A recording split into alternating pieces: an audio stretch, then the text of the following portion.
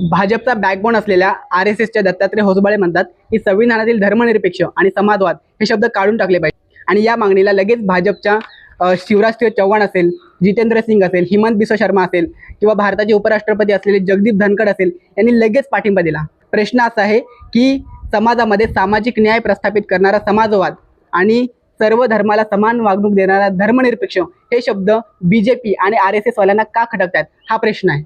Doctor Babasaheb आंबेडकरांनी संविधानामध्ये समता आणि बंधुता रुजवली, ती यांना नको आहे का?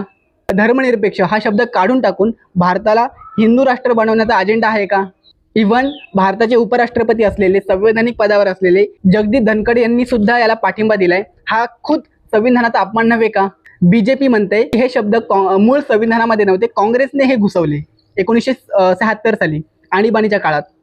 मग प्रश्न असा आहे, तेव्हा तुम्ही कुठे होते? तेव्हा तुम्ही का विरोध केला नाही? मला असं वाटतंय की BJP सरकारला आपल्या देशातील बेरोजगारी असेल, भूकमारी असेल, शेतकऱ्याची आत्महत्या असेल, महागाई असेल, ह्या ज्या समस्या आहेत त्या मिटवण्यामध्ये BJP सरकारला पूर्णतः अपयश आलेलं आहे आणि हेच अपयश लोकांपासून लपवण्यासाठी BJP आणि RSS दोघं मिळून धार्मिक आणि सांस्कृतिक मुद्दे उपस्थित करत आहे आणि यामुळे लोकांचं लक्ष इतरत्र वळवण्याचा प्रयत्न करत आहे।